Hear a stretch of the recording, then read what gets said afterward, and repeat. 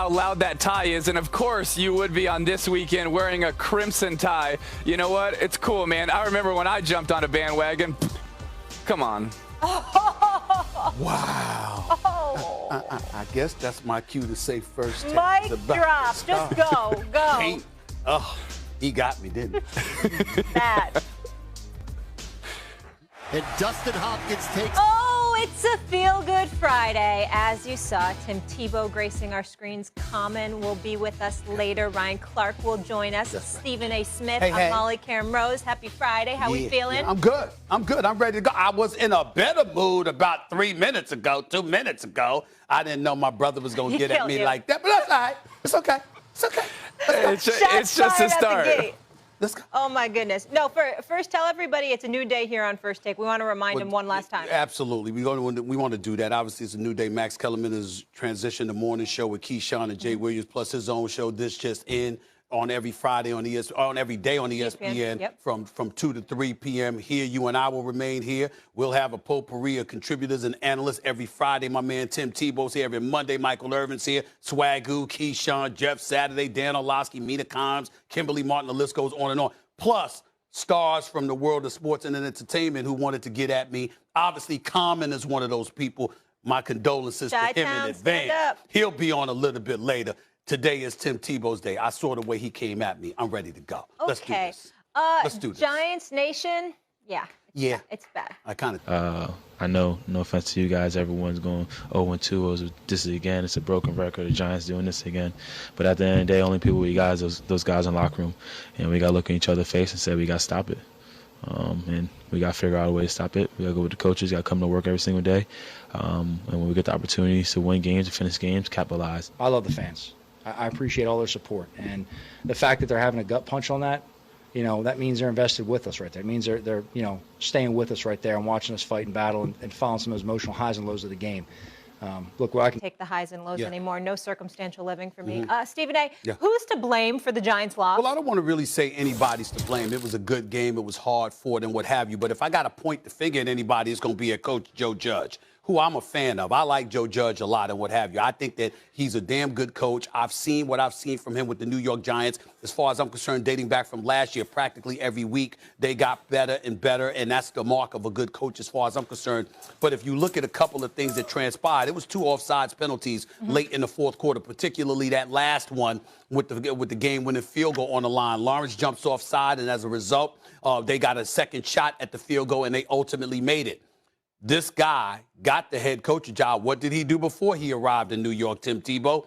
He was special teams coach. Hear you blaming Joe Judge. I don't think this is on Joe Judge. I think it is on the missed opportunities of the Giants. And you don't think Joe Judge had told the defensive line, hey, watch the football, watch the football, watch the football. Of course he said that. But eventually it has to be up to the players to go out and execute that, especially at those critical times. But I also feel like a little bit was like, hey, it's sort of Joe Judge, but it wasn't, is what you're saying. So which one was it? It is. It is Joe Judge. I was just trying to be nice because I'm on the air with Tim Tebow. That's what I was trying to do. It is Joe Judge. Okay, let me be very, very clear about that. And here's the reason why. Again, when we look at the New England Patriots and the greatness of Bill Belichick and his coaching staff for years and years and years, what have we religiously pointed to?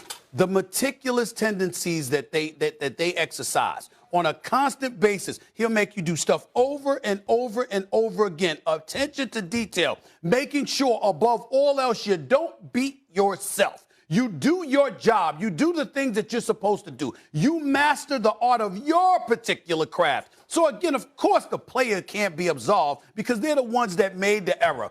But if you're a special teams guy and you lose a game on the last play of the game because of a special teams error, I made the error. But you're the head coach of the New York Giants. It's the 5th consecutive season you're starting out 0-2. You've only been there for 2 years now. You started off 0-2. You're in a hole already. We get all of that. In the end, you cannot make the errors that they make. And the fact that we're pointing to errors says to me that the meticulous tendencies that he comes from, that he emanates from, haven't been exercised or mastered with the New York Giants as of yet. Listen, if we're using the analogy of the New England Patriots, well, when you really look at the Patriots, the reason why they've been better than everybody else is because on third down in the red zone, when they get a chance to hit big opportunities, they don't miss them. Well, that's exactly what the Giants missed. The Giants executed better throughout the game than the Washington football team. The Giants looked better. Their offense looked better for most of the game. They had a chance to put it away. When the Patriots have those chances, for years and years, they've done it. They've executed. When they've had a shot on a deep post to put a team to sleep, they've done it. And so when I look at the difference, it's not necessarily Joe Judge. It's getting these players to execute at the most important times, the most critical times of the game. And if they do that, they probably win by at least 10. All right, let's take it one step further. So Giants receiver Kenny Golladay was caught on the sideline yelling at Daniel Jones. You all saw that. Obviously got a big payday to come over, and frustration just boiled when they were trailing Washington late. Here's Jones on the incident.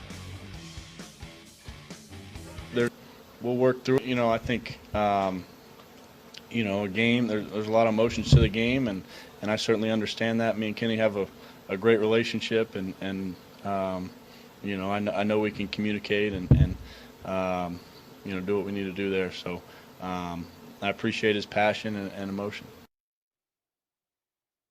Tim, you've played quarterback. You've been in these type of situations. Is this a big deal? I don't think it's a big deal yet. And I got to be honest, I think the way Daniel Jones just handled it and the way he answered it was perfect. I mean, trying to do his best to squash it, to kind of put it to sleep. There are emotions. He's right. A lot of players are very passionate and tempers fly.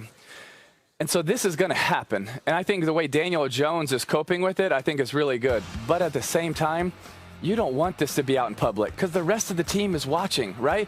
And if your best receiver and your starting quarterback are arguing, that's not going to give the rest of the team a lot of confidence. So if there is an argument, let's take it in the injury tent. Let's wait till after the game. Let's find a way to do it because the rest of the guys are watching. And if they're saying, hey, they're not on the same page, it's probably not going to give as much confidence to the rest of the team. So I get it. Arguments are going to happen. Tempers are going to flare. But as much as we can still show unity and confidence in one another and still get our point across, I would prefer to see that. You could prefer to see that, and I don't disagree with that point that you're making. But in the same breath, Tim Tebow, I would tell you this. Sometimes tempers flare. You know this better than me. You played. I didn't. And the reality is that those things happen. I think that this is a serious matter in this respect, not in the fact that there's any vitriol or animosity between the two as human beings. But I do think that this points to the level of belief or lack thereof in Daniel Jones at this particular moment in time. Let's understand that Kenny Golladay is a #1 receiver in the National Football League. You know, the New York Giants went and made a big deal of his signing in this offseason. Anybody that scours the NFL knows that brother can play. The question mark ain't about him.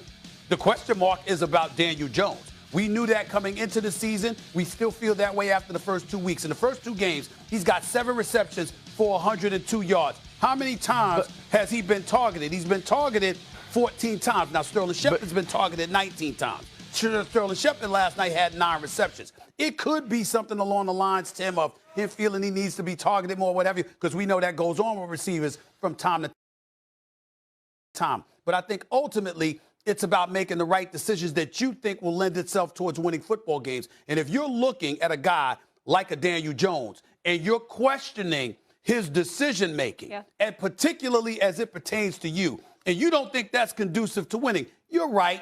It would be preferable that it's not seen in the public eye. But it's certainly understandable that you're on the sidelines in the heat of action with a game on the line that you're trying to win, how that would happen at that particular moment. Stephen A., I totally get your point, and it's a really good point. But more important is why. Why is it happening? Why is Sterling getting more looks? Why is he getting more receptions? Why is Kenny Golladay? Is that just on Daniel Jones? Maybe he's going through his reads and his progression, but it's not leading there. So is that on Daniel Jones, or is it on your quarterback coach, on your OC, on putting the passing game together? That would be the bigger question to me, is if you're not getting the receptions, is it because of a certain coverage that they're taking Kenny away, and they're not putting him in motion and putting him in slot and getting him in different positions? That could be another question. And then it's, all right, is Daniel Jones told to look in a different direction? If those are the cases, then guess what? Kenny needs to go talk to the QB coach or the offensive coordinator, and they need to have a conversation of saying, hey, I need to get involved in different ways. Question. Let me ask you this question. You say that, and I definitely believe that's plausible, but my mentality is if I'm looking at Kenny Golladay, he's on a football team, he would know the answer to those questions that you asked. And so if he decides to go in the direction of Daniel Jones, maybe it's because he does know those things and Daniel Jones is doing something he ain't supposed to do. My question to you would be, how likely is it? I'm making an assumption that Kenny Golladay would know those things as a wide receiver on the field with Daniel Jones. How likely is it that he knows all of those things that you just pointed out?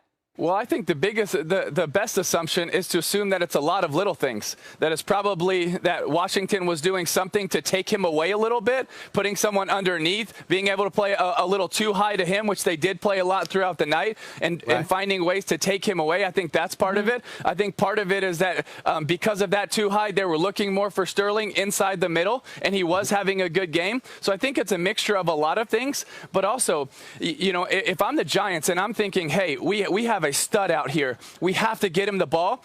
You know, at the best places I was at Florida, when we had Percy Harvin and we had some of the freaks, Aaron Hernandez and these guys, we would find a way to get them the ball. But that wasn't just on me. It was on, you know, Urban and Dan Mullen saying, hey, we got to design a play, put him in the slot, put him in motion, find a way to get him the ball because we need to get him going and we need for him to be a catalyst to propel us, not someone that is holding us back. No, Tim, and that's so such we a would great find point. ways to motion them to get them involved in the game. And if you feel like, you know, Kenny's not involved and we need to get him going, right? Yeah. Then I put that on the OC, design a play, move him around. Let's get him the ball so he is contributing.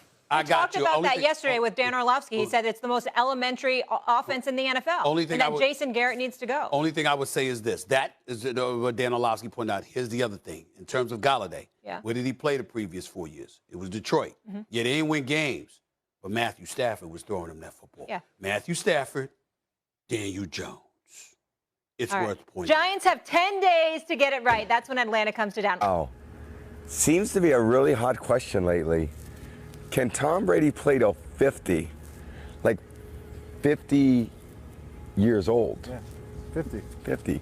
You're 44, that's 6 more years. I don't find it so difficult. And plus, in Florida, it's kind of a retiree state. So I feel like I can play and then just glide into retirement. I think I can. I think it's a yes. You know, there's a little spin to that question. I think it's, will Giselle let Tom play till 50? That's the real question. That is a way better question. And in fact, why would they not Google that? I think they should. That was, of course, no. Maybe that answer. I'm so smart, I'm the Google master. I'm just kidding. Now. I'm sorry, babe. I love you. You would let me. You'd let me do anything as long as I'm happy. I'm kind of jealous. They are having so much fun out there in Florida. I love this new Tom. Hall of Fame quarterback Kurt Warner had thoughts on this. Sorry, Tom Brady, I may have played to 50 with these rules to protect quarterbacks. Come on, Stripes, let them play ball. Stephen A. Yeah. Do you believe Tom Brady, he's 44 right now? Yes. Do you believe he could play until he's 50? No, not at this level. I don't believe it for 1 second. And I think that, first of all, he's the GOAT. He's the greatest of all time. We all know this. Tom is special. We got all of that. Bow down to that man. Yeah. You know, respect in that regard in football. But let me tell you this. It's disrespectful to all of those dudes playing football that a dude at age 50 could be on the phone, on the field, with those young cats hitting you. Now, I understand last year he was sacked, what was it, like 21 times? Year before that, 27. Year before that, 21. He ain't getting slaughtered, and I get that, and he's smart enough to get the ball out of his hands quick enough. But it's still football. You're going to get hit. And at some point in time, it's going to hurt significantly more than it used to. I don't know. I don't believe that for 1 second. And listen, people are taking care of their bodies better. It's not like he's built like Tim Tebow, okay? It's not like he's built like Tim Tebow, all right? Okay? I mean, it's not like that, okay? So we got to understand that, you know what? Listen, Father Time is undefeated. Now, Tom Brady might beat everybody else, but nobody's beating Father Time. Okay, and people might say he's beaten them so far. No, that don't get. At the end of the day, it ends. It ends. Okay. And it will end for him, and it will be before 50 without Giselle. Without Giselle, there's nothing to do with it. You ain't going to 50 because those young brothers in the league won't let that happen. They're gonna put a licking on you, and you ain't gonna keep on ticking. That's my belief. Tim, I need to hear from you. Steven, listen. Father Time might win the war, but TB12 and Tommy B has been winning a lot of battles, and I think he's got a lot more battles that he's going to be able to win. Listen, because of the rule changes and because of how good his offensive line and his receivers are around him and his therapy, that's a really big point that I think gets overlooked. Alex Guerrero, his trainer, and all of TB12 and all of the avocado ice cream and everything else, it is an incredible program that is keeping him healthy better than everybody else. And so I think that program is also having a lot to do with it, and you need to give him credit because he's the one that hired him away from everybody else and did all these programs to set his body up for success. So I think that's part of it. Is he going to play till 50? I don't know. But does he have, at this pace, with the way he's getting hit and the way he's playing, and his arm looks as strong as ever, and he's faster? I actually talked to Alex Guerrero's trainer. Tommy B is faster than he's ever been before. So at this pace, I think he could play another 3-4 years, especially with how good the Bucs are. But the question is, does he want to? If they win again, you know, in the next 3 years, if they win again, does he want to just hang it up and ride off into the sunset? He's actually already in a good sunset because he's in Florida. That would be the question. Right. But can he? Maybe. Let's say Florida. No state income tax. That's the plus. The minus is those big bugs. Oh, but I just thought I'd throw that out there. You are a beautiful mind. Just big bugs in bugs. Florida. Big too bugs. humid for you. Okay, I'm just saying. But Florida, but no state income taxes, and it is. Hey, listen, Stephen A., we know you want to come here. If you want to come to Florida, feel free. We can set you up with a good place, all right?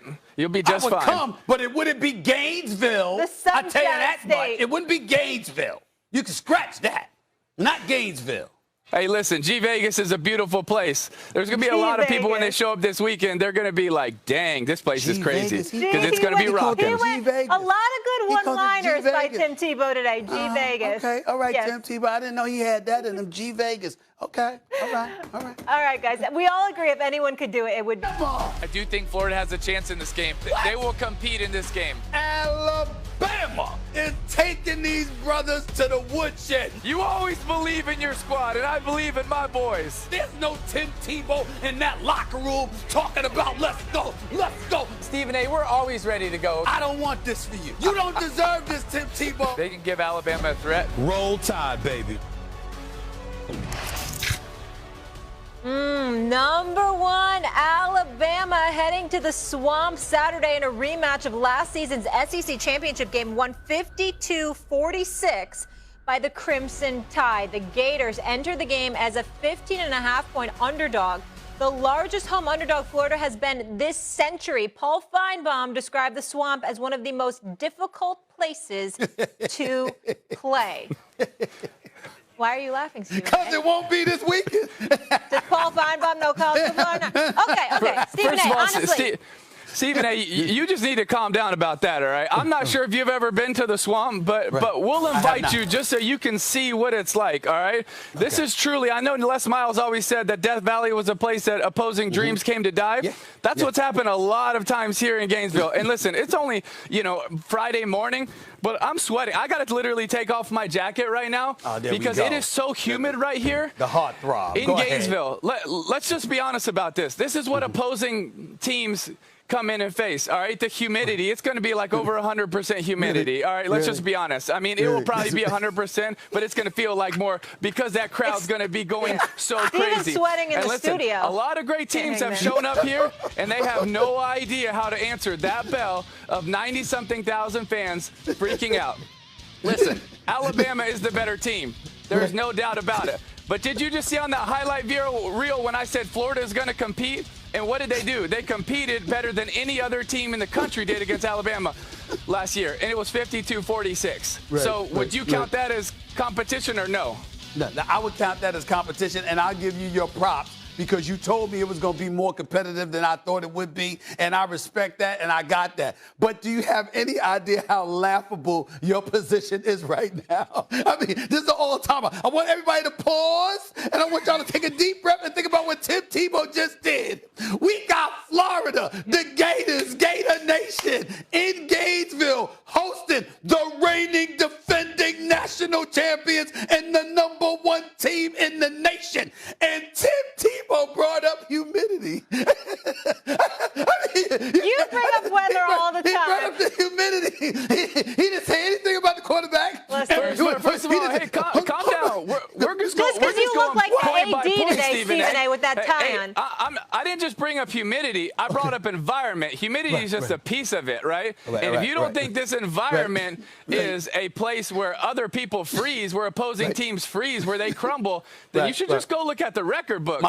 My bad. Let me get more specific, okay? Because, you know, I haven't seen Florida. Forgive me, I was busy. I didn't have it on my schedule. I get it. Why would you watch film? I get it. Why would you watch the tape? Let me express myself. I apologize. I didn't get a chance to watch Florida versus Florida Atlantic. I didn't get a chance to watch them against South Florida. My bad. But I did. I see Emory Jones here. That's one of your quarterbacks. Did he throw 4 interceptions already in the first 2 games against those dudes? Okay, we got Anthony Richardson. He got 2 touchdowns. Now, he can run the football, 275 yards rushing in the first 2 games. I give him his props. And obviously, Emory Jones got 155 yards rushing. Jacob Copeland, I mean, he looks all right. But they going up against Alabama. You understand what I'm saying? I mean, listen, I bet you, I bet my team, they're going to get mobbed. They're going to get destroyed. Let me be very, very clear about what I'm saying so we're not even confusing the issue. I don't care about humidity. I don't care about suffocation. I don't care about Gainesville and Gator Nation, G-Vegas. I don't care about none of that. And by the way, last time I checked, it gets pretty hot in Alabama. I mean, it ain't like it's the North Pole or Alaska or something. It gets pretty hot in Alabama. And they seem to be just fine. But at the end of the day, you got Bryce Young right here. I'm looking at Brian Robinson Jr. I'm looking at this cat right here, John Mechie. Oh, don't get me started with Jameson Williams. They gonna drop another 50. The difference is y'all will get nowhere near 46. Florida, I'm wishing you nothing but the best. I like your school. I love your history and get all of that. And guess what? You're going to win some few games after you lose tomorrow. You're going to win a few games. Kentucky, Tennessee, LSU, Vanderbilt, and all of that stuff. But come tomorrow in Gainesville, they going to mock y'all right out of the state. It ain't going to even be close. It will not be close. I got you losing by a minimum of 3 touchdowns. A minimum of 3 touchdowns. It's going to be a blowout. It's going to be a blowout, and I'm betting you right now it's going to be a blowout. You can bet the house on it, baby. It ain't going to even be close. So if Florida is closer than that, how about next Friday you rock a Gator tie? Rock a Gator tie? Done. Yeah. Done. It's not a problem. It's not a problem. By the way, Stephen A., is Alabama a better football team right now? Yes, you can check that. Do they have more depth? Yes. Do they probably have more playmakers? Yes. Yes. But when you look at it, right, you look at the way Dan Mullen has coached against them, especially last year in the SEC championship, an incredible game plan, had a chance to win. Alabama threw a pick, and Florida had it, and they fumbled. That would have changed the game. Also fumbled on the goal line. That would have changed the game. If there wasn't the miscues, Florida would have literally had a shot to win that game at the very end. So obviously, Kyle Trask, Kyle Pitts is gone.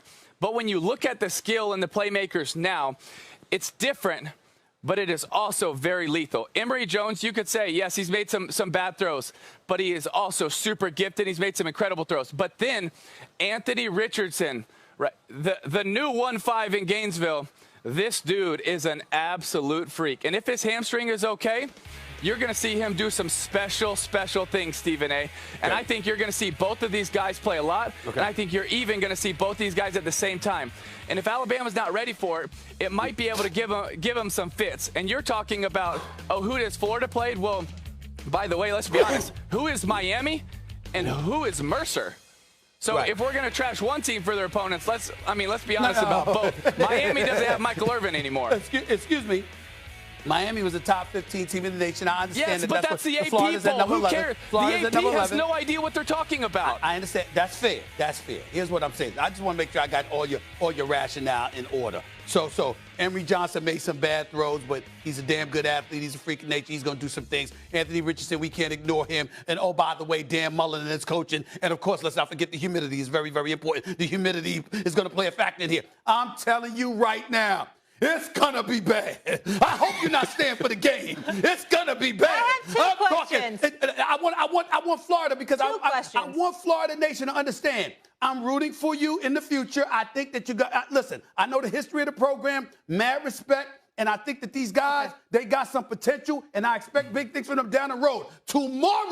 they will get annihilated. Okay. It won't even be Stephen close. A. Hey, Stephen A. Hey, Stephen A. Listen, I'm not a gambling man. I'm not a betting man. But since you brought it up, what about this? I want to up it from a Gator tie. Okay. One day. And when you get a free day, which I know Stephen A. is so famous and he has so many shows he can't even count, but one day on a Saturday, you got to come.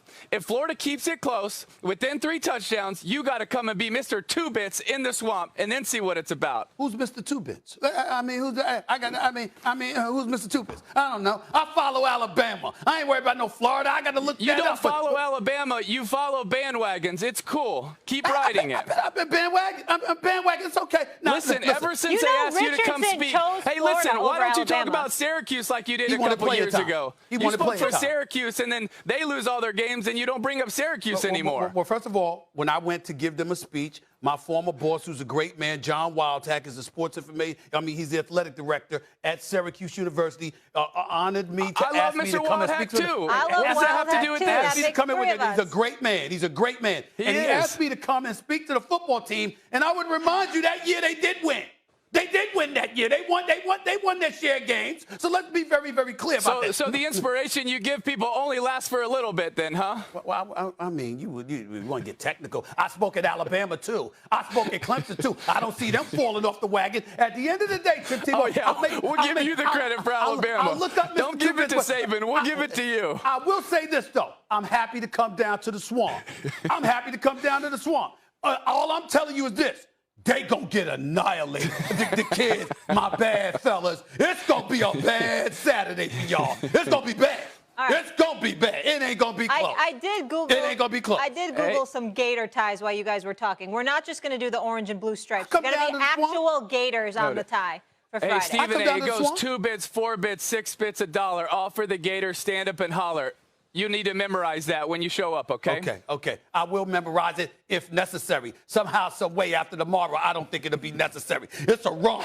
It's a romp coming to the swamp. That's what you like that rhyme right there? A romp coming to the swamp. I mean, they gonna get beat down. It ain't gonna even be close. It's not gonna even be close. Tim, my bad. I don't even know why you there.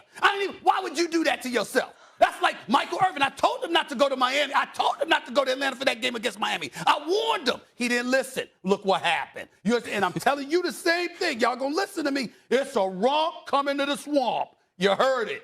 Hey, right listen, enjoy your crimson tie for now. I'll look forward to seeing you in the orange and blue.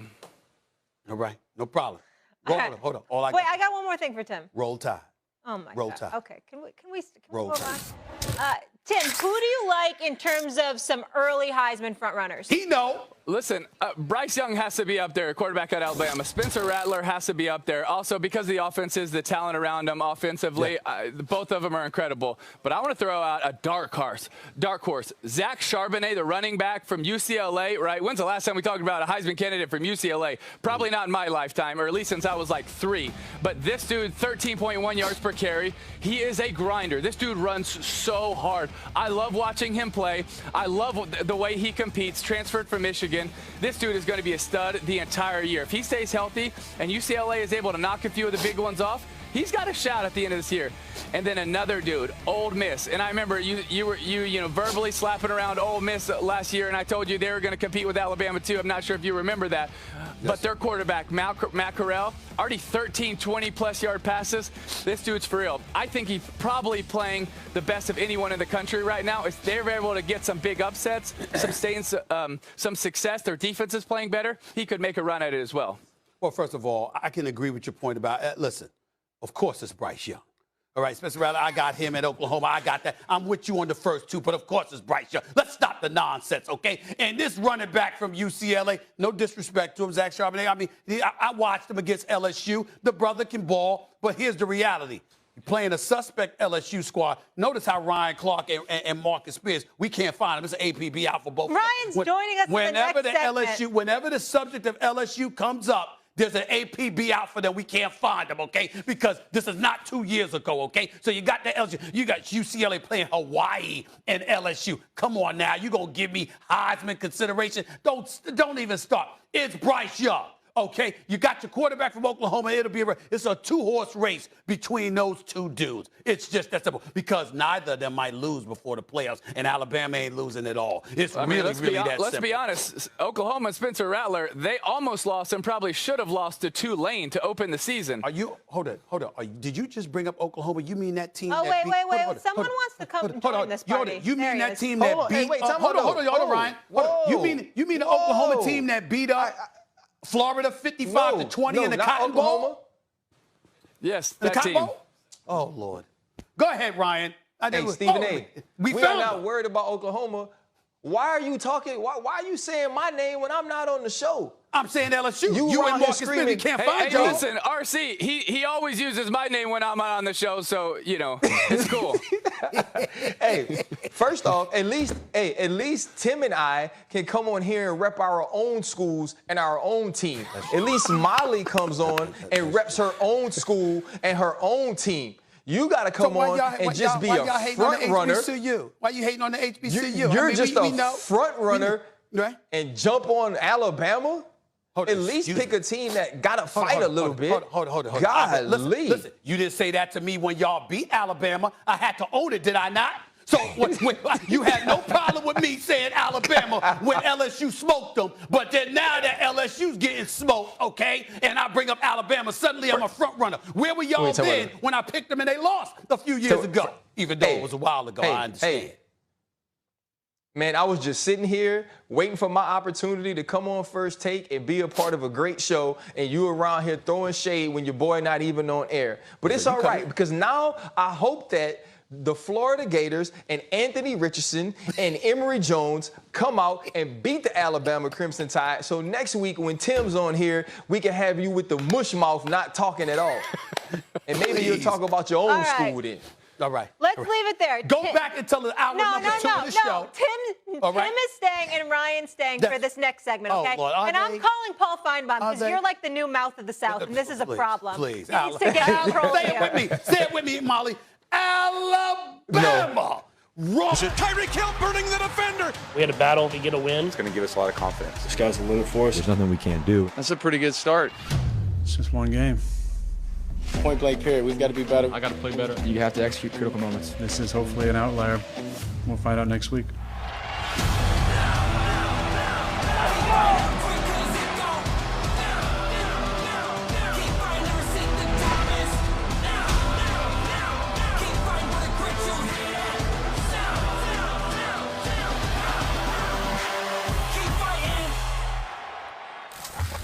Some notable AFC games. Let's go. The Dolphins are hoping to start the season 2-0 for the second time in the last 8 seasons when they host Josh Allen and the Bills. Buffalo has won 5 straight and 7 of their last 8 against Miami. On Sunday night, former MVPs Lamar Jackson and Patrick Mahomes will meet for the 4th time in their careers. Mahomes and the Chiefs have won each of the first 3 meetings. The Raiders visit the Steelers, looking to start 2-0 for the 2nd straight season for the first time since the early 80s. Each of the last 4 meetings between these teams were decided by exactly 3 points. RC, Tim Tebow back here with us. Ryan, I'm going to start with you first. Tell me this. Do you trust Big Ben or Derek Carr more? Derek Carr. And it doesn't take long to answer that question. And the question is not black and white, right? The life is shades of gray, and so is football. Sometimes we're not talking about prime Big Ben. We're not talking about Big Ben that played with the Killer Bees or this team that was predicated on being able to push the ball down the football field. That's not what they do. But go back to what you saw from Derek Carr on Monday night. He has a stretch in that game where there's 7 straight incompletions. And there's a stretch where he's getting pressured and he's not necessarily playing well. Darren Waller is dropping footballs, but you get late in that game, you get into the 4th quarter, you get into overtime. Derek Carr made every throw that you could possibly make. There was the fall away throw that actually got them the touchdown to Edwards, or the touchdown they thought won the game. And that was against cover 0. He comes back out. Zay Jones is cover 0 again. He floats it up, scores the touchdown. But to me, that's not even why I trust Derek Carr the most. That's not even why Derek Carr has moved up in my pantheon or my tier of quarterbacks. It was what he did post-game. It was in a situation where Derek Carr just threw for over 400 yards. He throws the game-winning touchdown that he took time to praise Zay Jones. He took time to talk about Zay Jones being the first one catching passes in the morning, the dude that's out working everybody, being excited that his teammate finally got some love and got an opportunity to shine. See, that's what leadership is. And that leadership goes a long way. Now that you have a defensive line that can rush the quarterback with Max Crosby and Yannick Ngakoue and Carl Nassib, now that you have a running back who's getting healthier in Josh Jacobs, and I guess the best player that John Gruden's ever coached in Darren Waller, this is a dude who's going to have an opportunity to return to the MVP form we saw him pre-injury. So if you're asking me which individual player I trust more at his position, Derek Carr or Ben Roethlisberger, it's Derek Carr, and it's pretty simple to give y'all that answer. You should be ashamed of yourself. Hey, Stephen A., before you go, Stephen A., Yes. when I get off, can you just text me your address so I can overnight the tie? So it'll be there before Sunday, so it gets there Saturday. Just to make sure I get the address. All right. You can have my address because you're my friend. You're my friend and brother, and my brothers and my friends, they have my address, okay? It's really cool now. You can just have stuff overnighted there. So, like, it's Friday. It'll be there tomorrow. I think before noon. Maybe before the game even starts. Let me ask you this, since you distracted me from my Steelers argument and that blasphemy that Ryan Clark was just uttering. And Ryan Clark, lift your head up, man. We don't need you seeing like you damn near got a bald spot like me. The point that I'm trying to make to you, Tim Tebow, is this. What are you going to do when Alabama romps Florida tomorrow? What are you going to do, Tim Tebow? Because it's going to be real interesting to see where you make sure your phone is on you and you receive my text. Because I'm going to be texting you during the game. After every touchdown, I'm going to be texting you. Okay? I'm just letting you know. Now, let me get back to you, Ryan. It's just a shame that this man won a Super Bowl with Ben Roethlisberger. He won a Super Bowl. And no doubt. And I'm so grateful. Shameful thing. Shameful. First of all, what are we now, dear Abby? That's what we're doing now. Ron, did you see this man? Derek Carr, did you see him after the game giving his teammates credit and all that? Did you not? Are you not paying attention? Tell me. I did see it. What I'm saying is that's always been Derek Carr. Derek Carr has always been a nice guy. Derek Carr has always given his teammates credit. It didn't stop his record from being 48-63 as a starter. I mean, stop it, okay? And this is number two. Derek Carr is no scrub. He can play. But I thought I was talking to two of my brothers here that were about resumes. I mean, I'm looking at Big Ben Roethlisberger. Yeah, 32 QBR, 56% completion in game one against Buffalo. Not very impressive. I understand that. But, excuse me, it's an aberration. Came off of elbow surgery last year. Everybody giving up on him. He still threw for 33 touchdowns and 10 interceptions. Still completed about 65% of his passes. Let's see what happens this year. Hell no, I'm not going with Derek Carr over Ben Roethlisberger. Stephen A., here's my question to you, though. Here's my question to you. Very often, right, we see where you are in life and how big of a superstar you are. You basically carry the network through so many times doing 18 million different shows. You even spend some time shooting people on soap operas. But we know about your resume, the years writing, the 18 million was for the show. Wait, 18 million to do all those shows. Oh, okay. I'll do those shows. So tell me this, though, Stephen A. With your resume being what it is, how do I come on this show all the time and kill you? Because it's not about your resume, Stephen A. It's about where you are in life right now as opposed to where the other person is and what you are asked to do. Because, see, we got topics on here that you can't fool with me with. Wait a second. You don't understand them like I understand them. You can't get them across like I get them across. I am more talented in those situations than you. Let Tim speak. I'll get to you in a second. Are you saying what Nick Saban is so afraid of, that it's creeping in with Stephen A. Smith, that the success is turning into a little bit of complacency? Is that what you're saying? Maybe so. Whoa, sometimes you're the mountain, you become the mountain. Success, that's what right? The complacency. Man. Y'all really want to get this started right here, right now. Y'all really want to. Y'all coming into the lines there right now. Let me get this out of the way, because I know Tim's got to give his take here. Ben Roethlisberger's resume matters. He made some big-time throws against Buffalo. Let's take that into consideration. He did. And Derek Carr is the one with something to prove, not Big Ben Roethlisberger is my point. I'm not saying Derek Carr can't do it. I'm saying he hasn't done it yet. Remember, they started off strong last year. They were 6-3, and then they lost 5 or 6, okay, and flopped out of the playoff picture. Let's remember that. Let's let Derek Carr give us a full season before we elevate him. That's number one. Nosebleed. Hold on. Ryan, we heard you, my brother. We coming back to you. You ain't going nowhere. Hold on. Number two, and more importantly, okay, I'm brilliant. Because I know I'm not. I listen to those who are, and I learn from them. So you are absolutely right, because what we talk about on here is football. So I'm not going to lie and sit up there and act like I know football the way Tim Tebow and Ryan Clark does, but I do know this. I know enough to listen, learn, and point out inconsistencies and when y'all lose. And I don't recall Ryan Clark getting the better of me in most debates. The floor is yours, Tim Tebow. Hey, Stephen A., I think this is an important point we have to add in this debate is the surrounding cast. Right now, the surrounding cast is going to make you trust someone even more. And the surrounding cast around Oakland, around the Vegas Raiders, right? Las Vegas.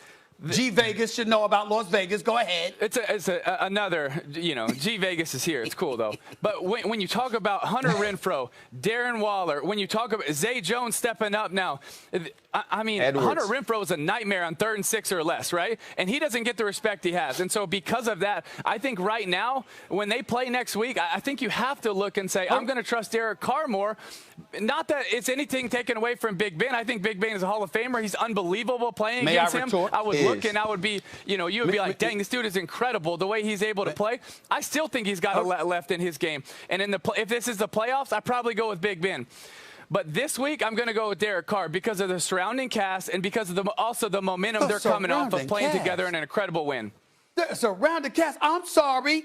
We got Chase Claypool. We got Juju Smith-Schuster. We got Deontay Johnson. We got James Washington. We got Eric Ebron. Okay. You should know about this, Tim Tebow. Najee Harris out of where? Alabama. And on top of it all, there needs to be a statute of limitations for how many times we say that on the show. A top 3 defense in the National Football League, and y'all going to talk to me about surroundings? I'm sorry. I think the Steelers and Ben Roethlisberger has better surroundings than Derek Carr. That's not the Stephen question. A., we're not picking the game. We're talking about what quarterback. Yeah, I know. I said that he just brought up surroundings, Ryan. That's why I brought up surroundings. Okay. Let's just leave it. Let's leave it. Let's I'm making it up. Listen, Didn't he bring up surroundings? Tim, you really brought the up the surroundings haymakers when today. you're talking about the swamp, Stephen A. Okay. When you come here, the surroundings are going to be pretty incredible. Let's just be honest about that. Whatever. The swamp is coming to the swamp. Forget it, all of y'all. How y'all doing? I feel bad for all of y'all. Yeah. You going down. You going down tomorrow. I can't even hear you. It's too loud, and it's only Friday morning. They singing. They Bye, me. Tim. Thank you. We'll see you next week. Ravens wide receiver Sammy Watkins with some bold words about his current and former quarterbacks in Lamar and Mahomes. Does he think? Right here on First Take, myself and Molly are in here. Obviously, every weekday, my man Max is over with Keyshawn and Jay Williams doing their morning radio show, along with an hour-long television show, This Just In, that airs every weekday on ESPN from 2 to 3 p.m. As far as we're concerned, right here on First Take, it'll be me, it'll be Molly. On Mondays, it'll be Michael Irvin. Tuesdays, Keyshawn Johnson. Wednesdays, Marcus Spears. Thursdays, Dan Orlovsky's. Friday, Tim Tebow, of course, along with a potpourri of contributors, including Bart Scott, Dominique Foxworth, Ryan Clark, who's about to come on the show, Damian Woody, Mina Kimes, Kimberly Martin. The list goes on and on. Let me not forget my man Jeff Saturday as well, along with Paul Feinbaum and a host of others. And, of course, folks within this world of sports and entertainment are more than welcome to come on the debate show, whether in person or virtually, as we'll see today when Common comes on the show to bless us with his presence for the last half hour of the show. That's the future of First Take moving forward. I just wanted to let everybody know that. Let's get it on. All right, let's do it. And yeah, we're really excited to have Common in just a bit. You'll be debating him on some things. We'll talk to him about his Chicago Bulls, but let's get into this weekend's action, shall we? Lamar Jackson is 0-3 in his career versus the Chiefs, and it's not just because of Patrick Mahomes. Jackson has struggled with his accuracy, failing to complete 55% of his passes in any of those 3 matchups. Here's Sammy Watkins, who had 4 catches for 96 yards against the Raiders in Week 1. I think those guys definitely view it that way. You can say you're not, but the world is watching 2 of the best, youngest MVPs in the league, and very talented guys. So I'm definitely looking at it that way. Like, man, Lamar need to win. He's been doing a great job in this league with just how he's been carrying himself as a teammate and as a guy that just do the right things off the field. So I just think, it's time for him to take that next hump and try to get a win. And I hope this team and we prepare and the coach prepare to do our best to try to, will a win for the beat him in the Super Bowl because Patrick Mahomes had me, Molly, and Stephen A. blocking for him. The only guy that we ever talk about in this way is Lamar Jackson. The only dude his age from his draft class that we talk about in the playoffs is Lamar Jackson. Why? Because of success. Because he was the youngest MVP. Because he is a dude with an incredible regular season record. And it just seems that he can't seem to beat Patrick Mahomes, who, if I'm not mistaken, has been like 12-4, 12-4, and 15-1. That's who Patrick Mahomes is. Patrick Mahomes beats everybody. The Kansas City Chiefs beat everybody.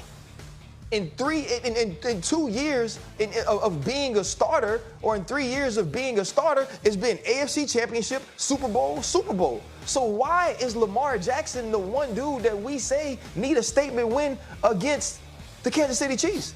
The Baltimore Ravens just need a win, period. They're a team right now that's 0-1, that lose a game to the Raiders that they shouldn't have lost. They're playing against the Kansas City Chiefs, and they're losing players every single week. Every week on the injury report, a vital part of the Baltimore Ravens football team is lost. But here's the issue for Lamar Jackson. You don't have your #1 overall draft pick at wide receiver.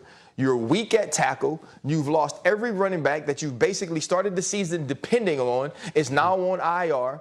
And defensively, you lose your starting corner, and you have pieces there that are missing. So in truth, this is the one time that Lamar Jackson shouldn't beat Patrick Mahomes. Now, I'll say this. He has had better rosters than Pat before. They've been better teams in Baltimore than in Kansas City, and Patrick Mahomes has been the great equalizer, and Lamar Jackson hasn't played well. That is a fair assessment. But to say that Lamar Jackson needs this win, or this is a statement win for Lamar Jackson, is just wrong. And from our standpoint, and from being a part of the media, we can't put that pressure on this young man because he's been that successful that we got to hold him to a different standard than we hold every other quarterback in the NFL to other than Tom Brady. Well, let me say this to you, my brother. First of all, that was a long-ass take. And I see your strategy. You're going to talk up the whole segment so you don't get, I don't have an opportunity to come back at you. But it ain't going to work, okay? I'm trying to give you a break because you work so hard. Let's get that out the way first. That's number one. Number two, you know good and damn well that ain't the truth, what you just said. And I'm going to tell you why it's not the truth. You understand the last time Lamar Jackson went up against Kansas City, the brother threw for 97 yards. Come on, Ryan. You can't play like that. Now, technically, you're absolutely correct in terms of actually winning the game against Patrick Mahomes. Patrick Mahomes doesn't play defense for the Kansas City Chiefs, so Lamar Jackson is going up against that defense, and we understand that. What we're really saying, in order to be specific, in a micromanager situation, you can't play the way that you've been playing against this brother. And why are we saying that? Because Lamar Jackson is so electrifying, he's so special, that we look at him and we ask ourselves, what's standing in his way? That's what this is. You got Hollywood Brown as one of your receivers. You got Sammy Watkins that you just acquired. You got Mark Andrews, one of the better tight ends in the National Football League. And you're looking at this squad, and even though your running attack is important, the bottom line is they've been one of the top 2 running attacks in the National Football League over the last 3 years because Lamar Jackson has run for back-to-back 1,000-yard seasons out of the quarterback spot, which has never happened in NFL history from a quarterback. We understand that this brother is like Michael Vick 2.0. It's just another level to this. Right. We ain't even seen this from Michael Vick. So because of his greatness, now we're saying, well, what's in your way? That's what this is about. It's about what's in his way. And when Patrick Mahomes is throwing for 385 yards and 3 or 4 touchdowns, right, and flinging the football all over the field, winning MVPs just like Lamar Jackson did, but getting to a Super Bowl, of course, winning playoff games to get to Super Bowls, which Lamar Jackson never did until he beat Tennessee last year in the postseason. We're going to look at Lamar Jackson and say, we know what you bring, and we know it's special and unique, and we know how great you are, and Josh Allen just got 6 years, $258 million. So we damn sure know that Lamar Jackson better at least get that money. But in the end, we're still going to ask ourselves, what's missing? And that's what that is. Stephen A., so back in the day, the New York Knicks of the 90s that had great teams, the Indiana Pacers of the 90s that had great teams. Were we looking at those two teams? Were you looking at those two teams any differently? Because the reason those two teams didn't get to NBA championships, the reason that those two teams don't have rings is because of Michael Jordan. But we weren't looking at Patrick Ewing and say, you know what, you got to win, and then not looking at Reggie Miller and saying the same thing. Hold on. Once again, you see, you done caught yourself. Because, see, for America that doesn't know, Ryan Clark is an exceptional football mind and a champion. And I'm proud to call him my brother and the great job that he does covering the NFL for us. I know it's but coming. he also knows basketball, so you know better. The fact is, it's two different sports, and you can't compare the two.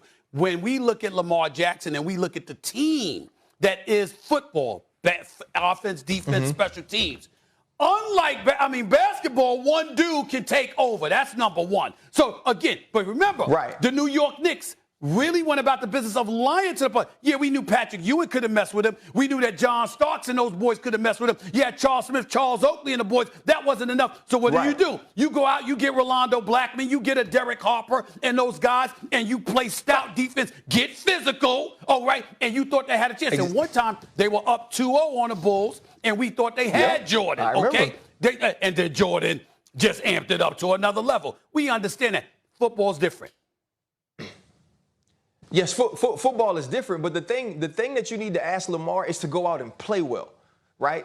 But to put the pressure on Lamar in football, my point is this: in football, it's more of a team sport. The Baltimore Ravens have to play defense. The Baltimore Ravens has to play special teams. So to keep putting the pressure on Lamar Jackson alone to beat the Kansas City Chiefs and Patrick Mahomes, that's not unfair. fair. He's already asked to do too much. He's the only quarterback we do that for. Okay, but question before we go. Question.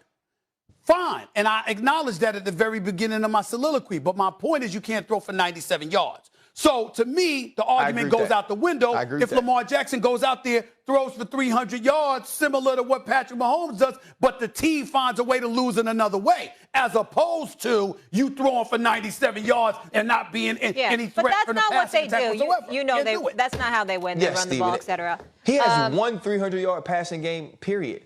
Yeah. Okay. Yeah, that's just not what they do. But Ryan, when he starts complimenting you, that's when you should get nervous. Stephen A., did you mention the Chicago Bulls? Because they once shared a court together at the All-Star Celebrity Game. Is there actually bad blood between Stephen A. and Common? You know he's a Bulls fan. You know he's from Chicago. You know I'm going to be asking him about that, and we're going to ask him about the Bears as well. Plus, one of the best matchups this weekend, Chargers versus Cowboys. Will you be in L.A. for that, Stephen A.? Dak versus Justin Herbert. I'm thinking about it. Stephen A.'s thoughts on who wins that game. Does he have the Cowboys starting 0-2? Ouch.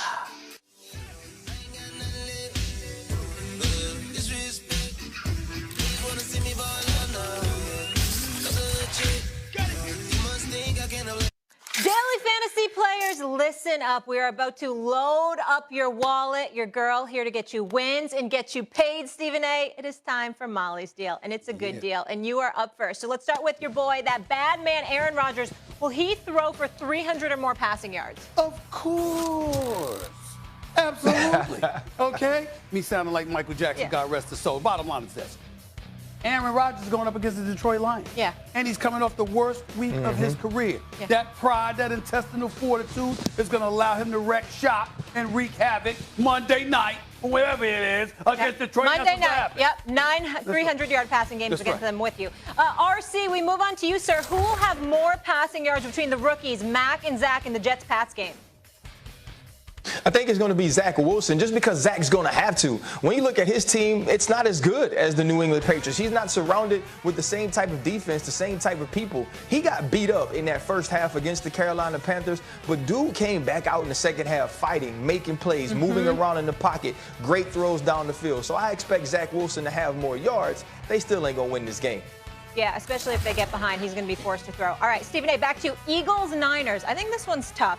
Tell fans who's going to have more passing yards between Jimmy G and Jalen Hurts. I think it's going to be Jimmy G for some reason. I think a lot of noise has been made about Jalen Hurts. I think they're going to throw a wrinkle into their offense. They're going to run the football a little bit more than we expect them to. He's not going to look to throw as much. I think Jimmy G, on the other hand, is going to have to throw. I know what life is like playing at Lincoln Financial Field in Philadelphia. You ain't running the ball in that stadium. I think San Francisco's going to have to throw the ball more, and that's why I think Jimmy G is going to have more yardage passing. Yeah, absolutely. And the Niners don't allow a lot of pass yards, even though Jalen Hurts had a breakout game. RC, this one, a tough one. More receiving yards on Sunday for the Ravens. Tyreek Hill or Travis Kelce? I'm going Travis Kelce. I know Tyreek Hill leads the league right now. He had the big 75-yard play against the Cleveland Browns, but I feel like he's going to be shadowed by Marlon Humphrey. And also, if I'm the defensive coordinator for the Ravens, I'm playing someone over the top. Tyreek Hill can't get the deep ball. That means that Travis Kelce will get opportunities to work on safeties and linebackers, and we know what he's like in those second play opportunities. He's going to have a huge day. Okay, and Stephen A., we'll end this one with you. Who's going to have more pass yards on Sunday? Your guy, Big Ben, or Mr. Elite, Derek Carr? It's going to be Big Ben. Stephen It's going to be Big Ben. Did you see him against the Bills? I don't care. They didn't do very It's much all right, on offense. man. It was called the special teams and defense. Mere Win. bag of Are you shells. sure? Mere bag We of need shells. people to win money. Ralph Cramden said it best on the Oh, honeymoon. my It's mere bag of goodness. shells. It's no Oh, big my deal. God. It's just an aberration. It's 1 week. Ben Roethlisberger is not going to look that bad again. I mean, he made some key throws in the second half. I think that will continue make at key home. throws. Yeah, At a home. couple. At home at Heinz Field. Definitely. Derek Carr on the road? No, it ain't happening. Okay. Steelers ahead of their business. Ben will look better. My 2 cents, the best bet, agreeing with him from everything I heard, Aaron Rodgers' redemption game at Lambeau, national spotlight against the Lions, second worst defense in the NFL, according to FPI. It's a good deal. It's Molly's deal. We'll play it back next week. Coming up here on... We had a fun week for sure. Let's bring it home. Jalen Hurts showed out for the Eagles in their Week 1 victory over the Falcons, throwing for 264 yards, 3 TDs. Meanwhile, the Niners also picked up a victory against the Lions. Jimmy G threw for 314 yards and 1 TD, and rookie Trey Lance came in to throw another. Ryan Clark back here with us. Ryan, who's going to win this one? Are you going Niners or Eagles? You know, I'm going Philadelphia Eagles. The Niners, you lose Mostert, who has been a good back for this team, but we know they can generate run game. Obviously, I think Jason Verrett, the starting corner on the other side, tears his ACL. That's a huge deal for me. But also, I look at this Jalen Hurts-led team and think about this offensive line. Offensive line protected him amazingly last week. He was able to get outside the pocket and make huge plays, use his legs to pick up first downs. And Miles Sanders, I'm starting to believe that Miles Sanders is actually going to be a better NFL back than Saquon Barkley is. And those two dudes is in the same backfield at Penn State. And defensively, adding Steven Nelson was huge. We obviously know what Darius Slay is on the other side. They rushed the passer well against Matt Ryan. And early on in that game, they gave up some plays to the run. That's the only thing that makes me a little nervous about the Philadelphia Eagles. But I am becoming a believer in Jalen Hurts. And here is something that I think went underrated in Week 1, Stephen A., was Nick Sirianni. For all the jokes I made and other people made about his press conferences or about his unwillingness to say that Jalen Hurts is the starting quarterback, went for it on 2 4th downs. He showed so much confidence in his offense. He was able to dial up plays that got open wide receivers to give Jalen Hurts easy passes. I think that this dude, from an X's and O's standpoint, is elite, and he showed that in Week 1. I think you're going a little bit too far with that last comment. We don't know that yet. The first game was against the Atlanta Falcons. I mean, can we pump the brakes just a touch? They all get paid, Stephen A. It's one game. It's one game. Listen, I believe in Jalen. I believe in Jalen Hurts, the athlete. I believe in Jalen Hurts, the winner. I don't have them winning this game. I think it's going to be a nail biter, but I can see them losing this game. I didn't like how San Francisco looked in the last minutes against Detroit. Let them come back after blowing them out. They took their foot off the gas, and Detroit obviously came back, but they lost the game anyway. In the end, I think that San Francisco is going to make amends for that. I'm still looking. Look, Nick Bosa's back. I'm thinking about that. I'm thinking about the fact that D Ford is still there. This cat, Kentavious Street. I mean, he's there. What have you? Everybody got a sack last week. I'm looking at it from that standpoint. I don't expect their defense to tail off the way that they did last week against Detroit. And then when I think about them offensively, I'm a Deebo Samuel fan. I'm certainly a George Kittle fan. He's a monster. Jimmy Garoppolo did throw for over 300 yards. We got to sit up there and pay attention to that as well. Now, I could say the same thing about Detroit that I said about Atlanta. I mean, who the hell are they? Exactly. I understand all of that. And I'm not losing sight of that. But there is experience that we're talking about here with a Kyle Shanahan called offense. And this ain't the Super Bowl, it's the regular season. I believe more in him than the regular season, even the postseason than the actual Super Bowl. Stephen A., can I ask you a question? Yes. Can I ask you a question? You always get on me about not supporting Pittsburgh or about not being true to the Steeler Nation. Why is it that you worked in Philadelphia for like 2 decades, but you never picked those guys? You always going against the Philadelphia Eagles? Correction. Like, correction. Is there no brotherly love in you? Time out. Correction. I did pick them to win the Super Bowl over New England, and they did it, number one. Number two, I picked them on a few occasions to win the division over the Cowboys. Number three, I'm consistent. I call it like I see it. No one can testify to that more than the city of Philadelphia. They know me. I sat up there years ago. Reflection, 2001. They in the NBA Finals. My boy AI is leading the crew. I spoke to AI last night, by the way. They going up against the Lakers. And everybody in the country is talking. And Steve, they're so excited. And they got press clippers all over the place. And they came to me to interview me right before tip-off of game one. And I went like this. It ends in 5.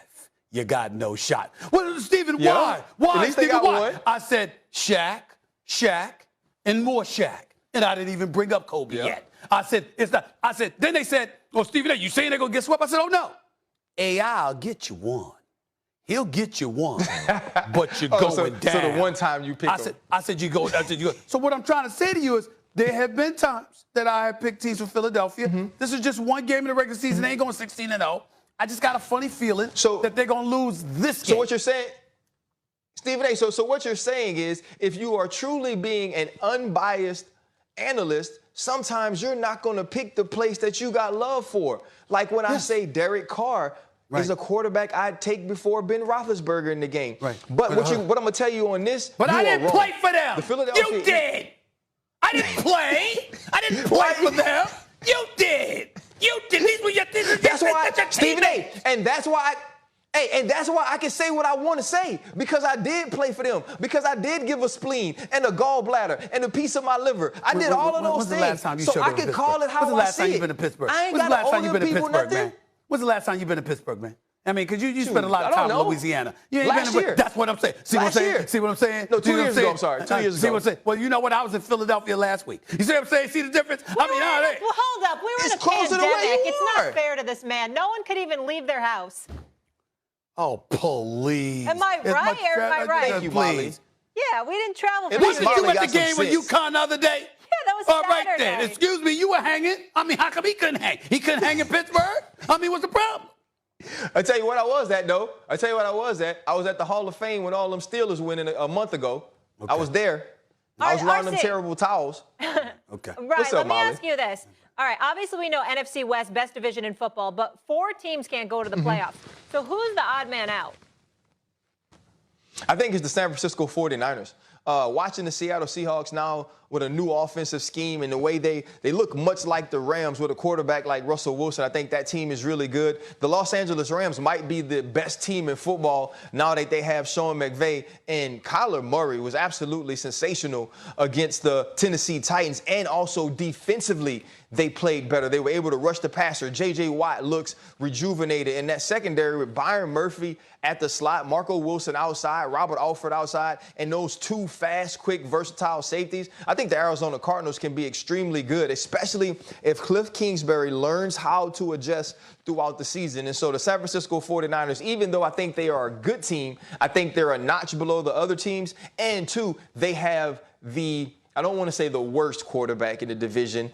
This is not a real saying. The least best quarterback in the division, or the least good quarterback in the division. And so I believe that team finishes last. No, it makes sense. It's like Ben Roethlisberger in the AFC North. best. I get what you're saying, Ryan. Carry on. Please. I get what he's saying, too. It still don't make it any less weak. Let me tell you something right now, okay? I'm trying to be nice. Listen, I'm going to go with Arizona being the odd team out. No. All right? Let me explain. Let me explain. Wrong. I could be wrong. But I'm going to tell you why I'm going with them. They got to show me to believe it, because Kingsbury's their coach. I get that. Because he's their coach. I'm not pointing at Kyler Murray. I'm certainly not pointing at Chandler Jones. I'm not pointing at J.J. Watt. I'm not pointing at my man DeAndre Hopkins, who's a stud. I'm not pointing towards any of that. Your coach has to show me he ready for the big time. He didn't do it in college. He hasn't done it yet on the coach. The only thing we know about their coach definitively on an elite level is the brother's pad is off the chain. We saw that during the NFL draft. That's true. His house fire. The house is tight. Can I tell the house is tight. Can I tell That's all we know about him. Can I tell you a little secret? What? If you lived in Arizona, you could have a pad like that as well. Fine. I believe you. I know this. It's a little I know this. Stephen A. probably got a pad like that on the East Coast. He probably got 17 TVs in his basement. Yeah, and actually it's 9, but that's a different story for another day. See, The point that I'm trying to make, the point that I'm trying to make is Kingsbury, his pad is fly. His pad is fly. Ryan, I'm done. Okay, I'm done. Out. I'm just saying. He brought it up. You know what I He did? brought it up. I go into Bristol and I watch in the War Room because they've got a nice setup. Well, I have a War Room. I have a War Room. What's wrong with that? Have a War Room.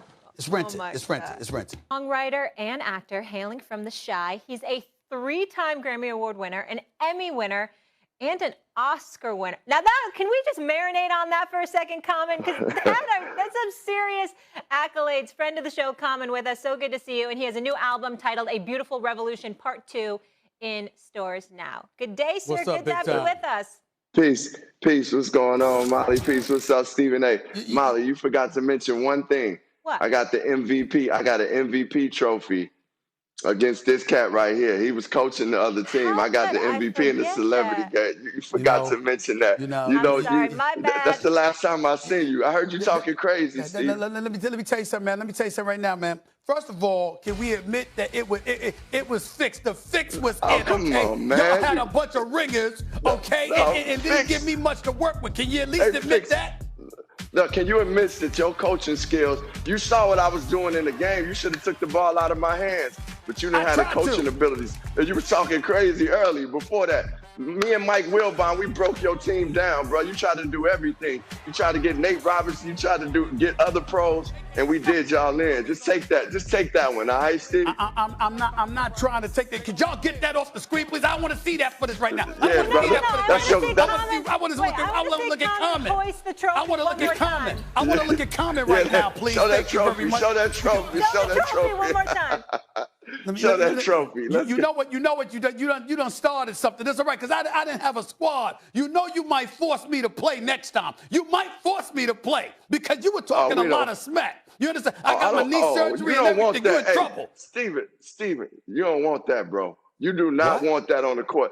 If you want to get on the court, it's gonna be Chicago against New York, baby. I'm coming for you, bro. Hold on. Are you trying to tell me that you gonna take me out in basketball? Is that what you're trying to say? I will take you in whatever. Look, anytime you want to play ball, hoop, I will take you out for sure. 1-on-1, horse, whatever you want to play. Please, bro. Cause I saw your basketball abilities. Your shot is not that fire. It's not fire. And I know you can't drive now. So I know you had the surgery. I'm glad you're well. That's all love on the other side. It's all love. It's all love. It's all love. You know, lots of courts out here. He wants to come out. Listen. I got the iPhone. I'll record it. He done started something right now. You know what? I'm going to check. Listen, I'm over 50. I'm going to check with my doctors and all that stuff. I'm going to get on the basketball court. I'm coming for I want the whole Chicago crew. I mean, the fix was in. I want all of y'all. You done started something right now. They're going to get me back on the court. They're going to get me back on the court. Okay. Let's do it. Because I got news for you. We just said Tom Brady can play till 50. You can get out there for a little pickup game. You can do it, man. Come on. Listen. You are sensational. You're a sensational artist in every sense of the word, and you're one of the best brothers I know. I love you to death. But when it comes to your basketball skills, there's levels to this. You're not there. You're not there. I'm just telling you. You're not there. It's levels. Hold up. Speaking of levels. Why do I get the MVP? Okay. By default. That's why the NBA collaborated with ESPN and they gave Wilbon the bomb squad. I thought you were about results and producing. See, you that's stopped betrayal. it right now. Betrayal. You stopped Thank you, Molly. You stopped it. Molly. I can't have this. Okay, Common, I need to transition here because you brought something up. You said Chicago versus New York, right? Yes, and that got me thinking about the NBA because Shaq was on the other day talking to Stephen A. and he was saying that your Bulls are going to be the real deal. This new look Bulls squad, you think they're going to be better than the New York Knicks? For sure. The Bulls are definitely going to be contenders in the playoffs. They're going to make some noise in the playoffs. They're going to be contenders in the playoffs, meaning they could get to the second, and maybe a little further. For sure. I'm putting that on. Lonzo Ball is obviously a great all-around player. We got DeMar DeRozan. Zach LaVine you seen what he do, Olympic gold medalist, but he just got game. And we got a bench that's decent. We there. Yeah, exactly. We there. I will say this. I'm jealous of the Chicago Bulls because I love me some Zach LaVine. That brother's a Skywalker. He can ball, averaged 27 a game last year. He's legit. I don't know, in all seriousness, if the combination, Common, of him and DeMar DeRozan would work. They both can play.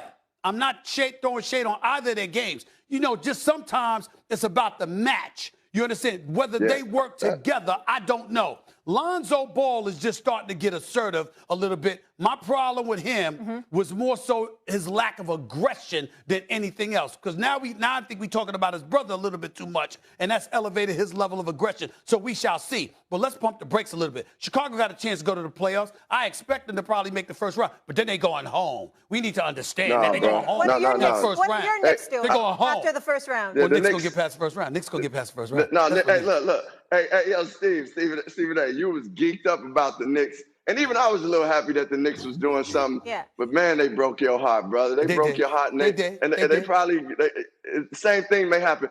Only thing the Knicks – I love the Knicks because they got D. Rose on the Knicks, you know, here in Chicago. That's right. And I like seeing New York do their thing. I got love for New York. But Chicago, actually, when it comes down to it, I know what you're saying about Zach LaVine. But when you think about it, good coaching can put together a team and make players work. And I think DeMar DeRozan, he looking to get to that level. Of course, Zach LaVine know how to play with great players. And when you got a good point guard, great point guards make things work for everybody. He's not. But he's not great. He's headed there. He's headed there. Great. He's headed there, man. You seen his abilities. We all knew this dude had abilities. He had to work through the things that his father, you know, and also get adjusted to the league. The man is growing. Lonzo Ball can play ball. He got a knack for the game. He got that intangible. And having a good point guard will make a team be a winner. You know that. We know that. Point guards are like quarterbacks, and they make teams go. All right. Common, let me ask you this about the Chicago Bears. So here's been Stephen A's argument. We've been talking about it all week. The whole media is, should it be Dalton? Should it be Fields? Should we throw him into the fire? And Stephen A's take is obviously he thinks Fields is great, but he wants to protect him. We even heard Bill Parcells say that. We know the O-line. It's kind of suspect to throw him into the fire. But do you think it's time, because that's what we're hearing from people in Chicago, that they want him out there? Chicago, we want Justin Fields on the field. The dude, like, why would you wait? To me, it's like you got a professional ball player that can play, that's hungry, that got heart. And already showed that he can play in the pros and actually be a star. Man, this is not only the game is his game is there, and I heard Dan talk about it yesterday. Like, why doesn't Nagy just create plays that will work for Justin Fields? That's what good coaching is. But along with that, man, he's a star. I'm so happy we got a black quarterback in Chicago. Y'all don't know. I watched you, Stephen A., talk about how the Bears passed up on Deshaun Watson, how they passed up on Patrick Mahomes. We got a star now. Put him in the game, man. These dudes, he been playing football his whole life. What are we protecting? I mean, the coach could set up plays. Just do a couple of, options. Keep the options rolling so he don't get subjected to being hurt. Set up plays where he doesn't get hurt. But, man, the man is ready to play. We want to win. I don't believe in that sitting around waiting. We got to take the present moment and do it. By the way, the Bears could be playoff in the playoffs too, doing all right. Well, let me say this to you. I think Chicago's defense is elite. I think any issues that you've had with them, anybody's had with them in the last year and a half, is because they lost faith in their offense and the defense knew they had to carry a load. They shouldn't have to carry it. Sometimes that can wear on you. Attrition can kick in. And I think that's what the issue is. But I believe in the Chicago Bears defense offensively. I see some of the pieces they had, the Robinsons, Montgomerys of the world, Allen Robinson, David Montgomery, and others. But here's my deal. You know this offensive line is suspect. So why throw Justin Fields to the Wolves now? I'm not talking about waiting a year, Common. I'm talking about you got Cincinnati this week, but you got Cleveland next week. Because once you put him in, you can't take him out. Once you put him in as a starter, that's it. There's no looking back. So since you're not going to look back, you're going to play him in these games that you start Andy Dalton. You're still going to insert him from time to time. Utilize that dual option for the next couple of games. Use these next weeks to get your offensive line even more together. Week 4, after you get past Cleveland, then you put him in. What's wrong with that? Nah, man, I'm a warrior, man. We go for us, man. Like, you don't sit around and wait when you know you got it, man. You got to go get it. That's what we do. That's what Chicago do, man. We don't sit around and wait, man. And that offensive line, okay, in 2 weeks, how much better are they gonna get? Like, I mean, I understand playing together makes you better, and as the season goes on, but man, put them in against the Bengals, man. We want to win, man. We've been in Chicago dealing with, man, we've been dealing with Mitch Trubisky and cats that ain't at that level. We got somebody at the level, somebody we can champion. We want to see them in the game. It's entertainment too. We want to see the stars play, man. No, I'm with you. Let him get the reps now. It's not really like Chicago's going to do too much this year anyway. Okay, Common, let me ask you this. Now, Stephen A. is going to say, like, you're being Dear Abby, but this is the truth. As it comes in terms of things like what I watch, what I listen to, I'm careful to not put negative things into my psyche. I really try to be positive. And you have a new album coming out. Please talk to us about that, A Beautiful Revolution Part 2, where you're spreading positivity. Yeah, well, A Beautiful Revolution Part 2 is out right now. And really, I created the album. I wanted it to be something that would give people inspiration, give people joy. We've been dealing with a lot. And music itself, you know, whether it's Earth, Wind, and Fire, or whether it's Minnie Riperton and Shaka Khan, or some of the new artists like her, it brings good energy and love. And hip-hop has done that for me throughout my life. And during this time in the pandemic, I kind of was sitting listening to a lot of 90s hip-hop. Stephen A., I heard you talk about Biggie at times. I was listening to Biggie and Nas and Mobb Deep and these guys. And it just brought me to a level where I was like, I want to hear music that uplifts and that inspires. So I just wanted to put some music out that was hopeful. And that's what the album is. Yeah, no doubt about it. He's special. And it's hip-hop. You special. Thank you. You special. Keep doing your thing. No doubt about it. Yeah. Beautiful Revolution. Beautiful Revolution Part 2 available now. Common, thank you so much for being with us. We so appreciate you. Thank you. And I love the shirt, too. I'll be looking for you, though. The pinstripes. I'll be looking for you, though.